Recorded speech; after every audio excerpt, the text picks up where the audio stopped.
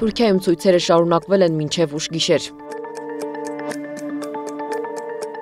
Ցուցարարների և ոստիկանների միջև բախումներ են եղել, ոստիկանները արցունքաբեր գազ, մահակներ և ջրցան մեքենաներ են կիրառել։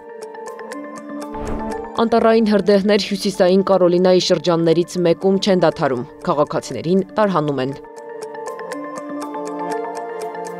Նահանգապետն արտակարգ դրություն է հայտարարել ի պատասխան այդ նահանգում աճող անտառային հրդեհի։ Ի դեպ, նահանգի հենց այդ հատվածը դեռ վերականգնվում էր Հելեն Փոթորիկից։ Երուսաղեմում նորից հնչել են օդային հարվածների ձայներ, եղել պայթյուններ։ Պայթյունները սկսվեցին իսրայելական բանակի Եմենի արձակած հրթիռը որսալու լուրերից հետո։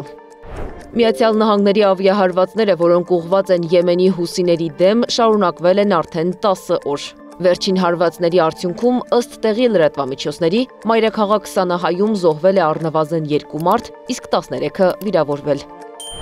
Մոսկվան ու Վաշինգտոնն ընդհանուր ցանկություն ունեն կարգավորելու Ուկրաինայում ստեղծված իրավիճակը, սակայն կողմերը դեռ շատ տեխնիկական հարցեր ունեն լուծելու, հայտարարել է Ռուսաստանի Դաշնության նախագահի մամուլի քարտուղար Դմիտրի Պեսկովը։ Պեսկովը նաև մեկնաբանել է լուրերը, թե Ռուսաստանի նախագահը Թրամփին է նվիրել ռուս նկարչի վրձինին պատկանող ամերիկացի առաջնորդի դիմանկարը։ Անի Աբաղյան, Նոնա Գևորգյան, ABC Media։